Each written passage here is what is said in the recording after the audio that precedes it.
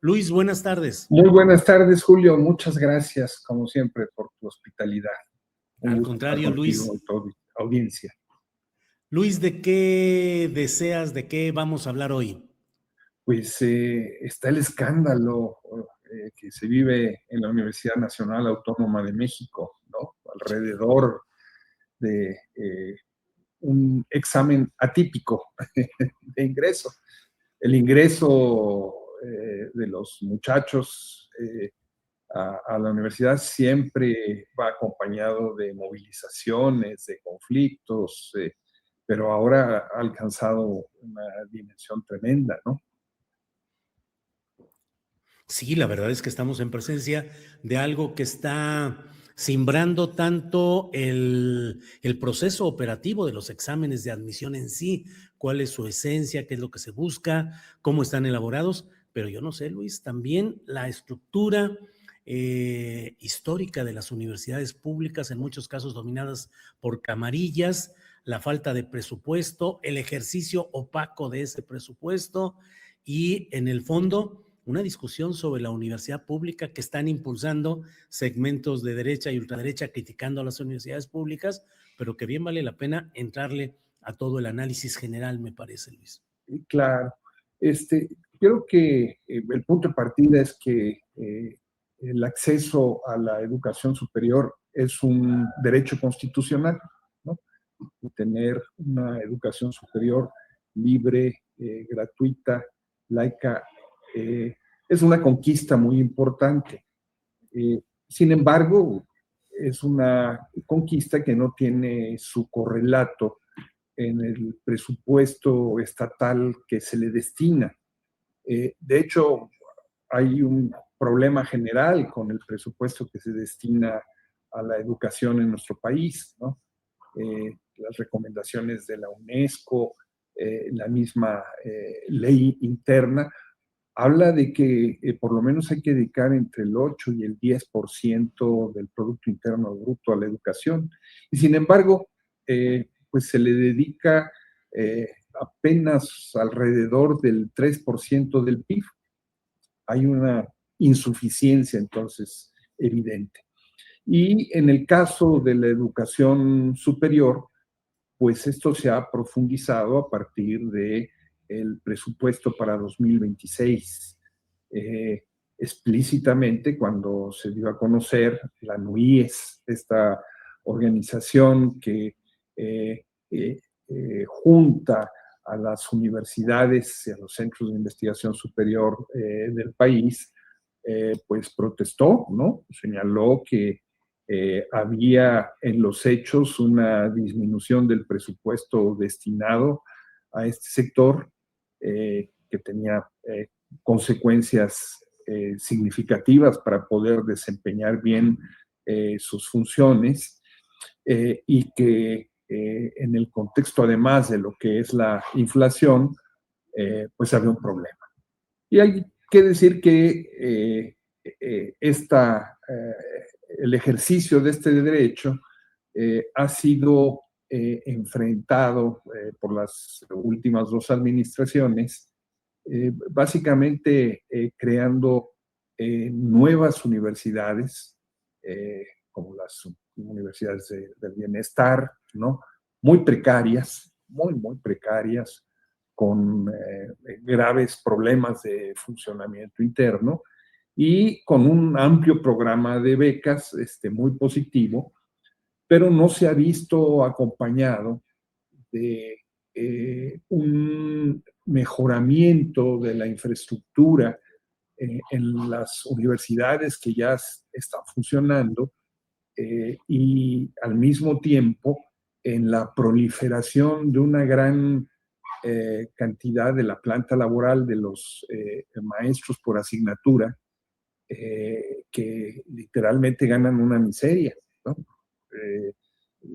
No hay forma de que puedan vivir de dar clases así, precarizando entonces también la planta laboral. Yo creo que este es un primer gran problema, el problema de el ejercicio de un derecho que no se puede garantizar plenamente precisamente por la falta de presupuesto.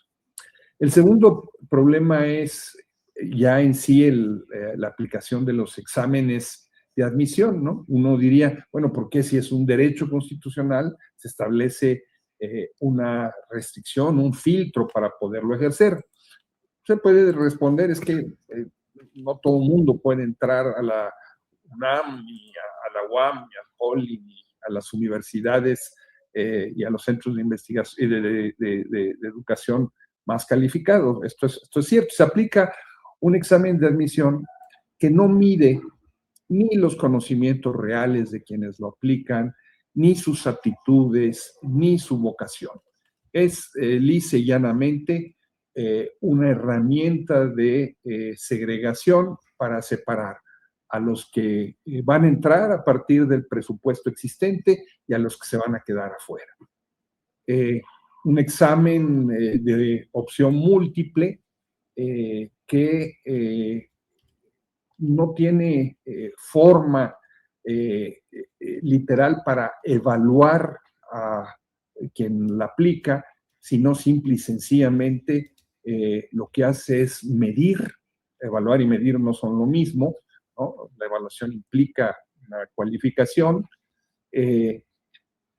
la cantidad de reactivos correctos que responde quien aplica esa prueba, ¿no? Y como se han señalado, lo han señalado especialistas muy reconocidos, además ese examen de opción múltiple tiene grandes sesgos de género, de clase, de ubicación geográfica, etcétera, etcétera. Entonces, eso es lo que hace ese examen, separar los que van a entrar de los que no van a entrar. Y alrededor de la presentación de esos exámenes ha florecido una industria de pequeñas empresas que preparan a la gente para aplicar el examen. Esas empresas no le enseñan a la gente lo que tiene que saber para desarrollar una profesión, para formar ciudadanía, etcétera, etcétera. No, los capacitan en cómo aplicar mejor ese examen. Y ligado a estas empresas, pues está toda una información previa en muchas ocasiones de otro tipo de exámenes que le dan entonces a quienes toman esos cursos para poder presentar el examen una ventaja. Hay ahí pues una zona, vamos a decirlo así, de turbulencia, por decirlo de alguna manera. Oye, Luis, pero además, sí, perdón, además con una enorme persistencia de estas escuelas militarizadas que en muchos casos tienen décadas funcionando sin que nadie hubiera advertido de las irregularidades que ahora por un lamentable muerte, asesinato de una joven se ha manifestado. Y en el caso de Ciudad Madero, bajo el nombre de Dönitz, un almirante de la Alemania nazi, cuyo nombre estaba ahí sin que nadie reparara ni en lo militarizado, lo marino y el apellido de este personaje. ¿Cuántas cosas, Luis? ¿Cuántas cosas, efectivamente? Porque van además acompañadas de el olvido o el relegamiento de una experiencia que es muy interesante, que es la experiencia de los internados, ¿no? Sí. Hay quien los critica. Yo lo que he escuchado de quienes han asistido a internados desde la primaria en muchos casos hasta las normales rurales en otro, ¿no? Es que allí hay una experiencia de formación muy importante, muy, muy, muy relevante, que está siendo relegada, ¿no? Bueno, pero en el caso específico de la universidad, además tenemos que de repente decidió cambiar la forma en la que aplicaba ese examen de admisión, ¿no? Sí. Y abdicar, no creo que haya otra forma de llamarlo, a su facultad de evaluar a esos estudiantes o futuros estudiantes subrogando los servicios en una empresa privada, ¿no? En la empresa Territorium Life.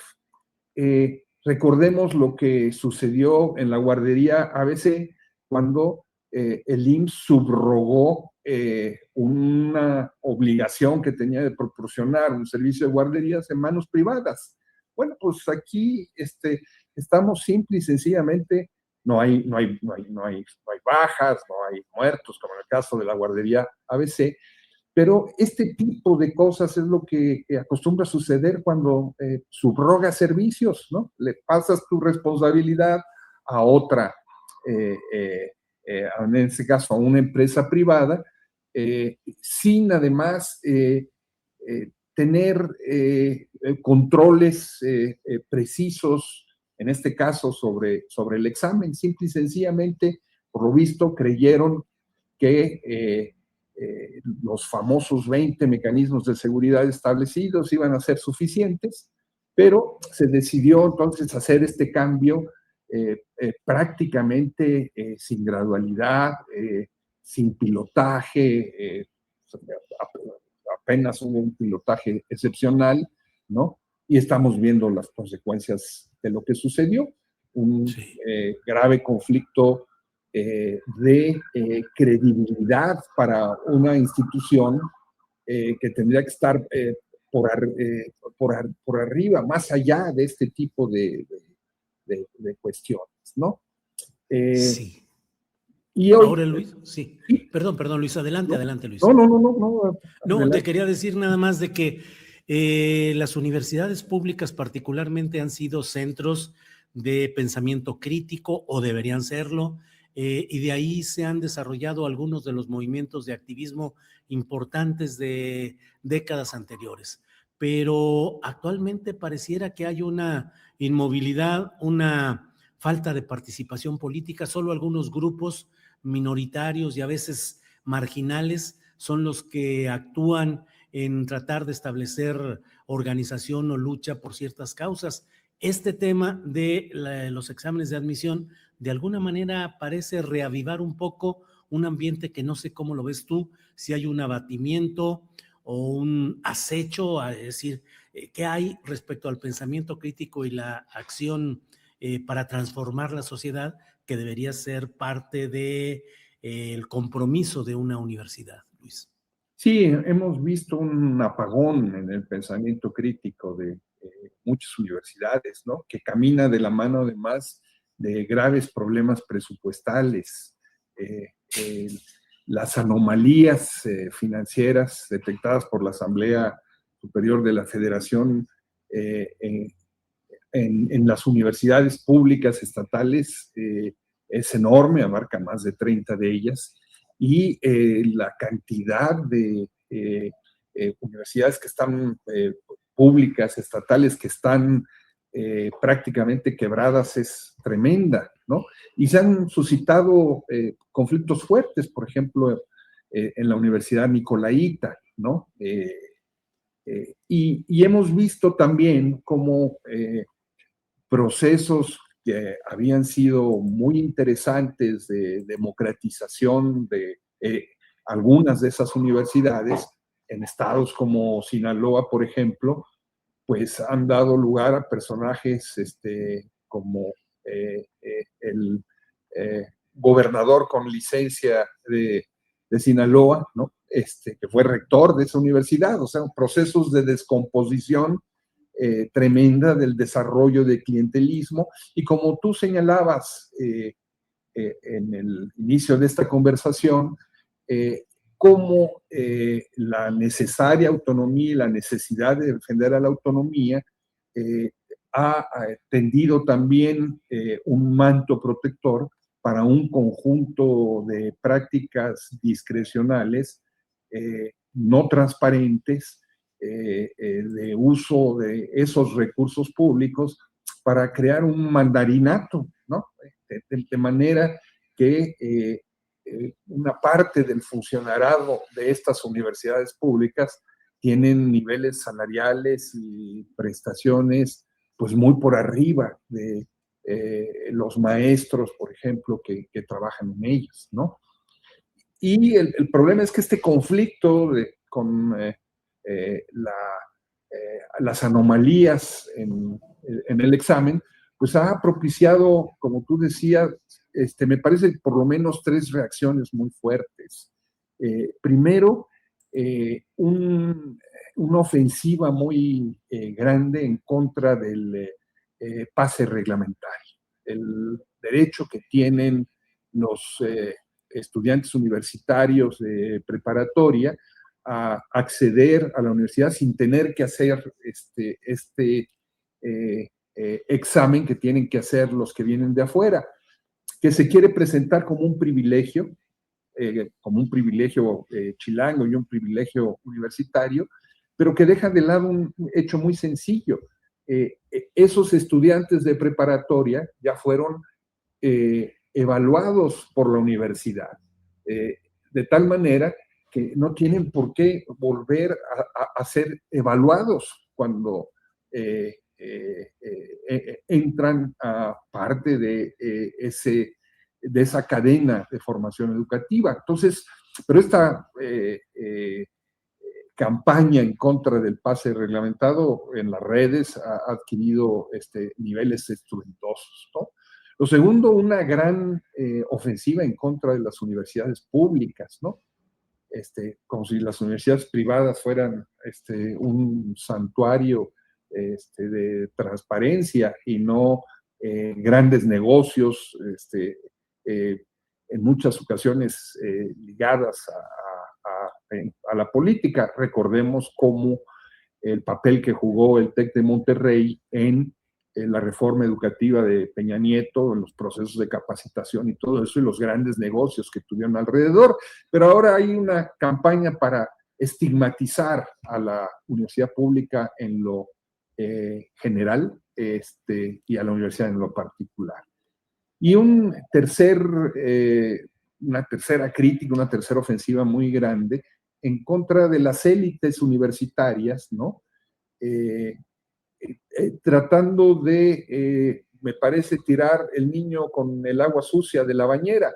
Efectivamente pueden haber privilegios, pueden haber anormalidades, ¿no? Pero en muchos de esos administradores y funcionarios universitarios, pues hay niveles muy altos de excelencia académica, de capacidad para manejar los procesos educativos, ¿no? No podemos tirar todo en paquete, ¿no? Sobre todo al ver pues, los resultados tan limitados que han tenido por lo pronto otro tipo de experiencias que se han venido impulsando desde la administración pública para cubrir esta demanda de educación superior. Bien, pues Luis, muchas gracias por este repaso y por esta análisis de lo que sucede en este terreno de las instituciones de educación pública, las universidades públicas, la UNAM en concreto. Así es que, a reserva de lo que desees agregar, Luis, agradecerte como siempre la amabilidad de que estés aquí con nosotros. No, soy yo el que te lo agradece, Julio. Muchas gracias por el espacio y la plática. Hasta luego. Gracias, Luis. Hasta pronto. Bien.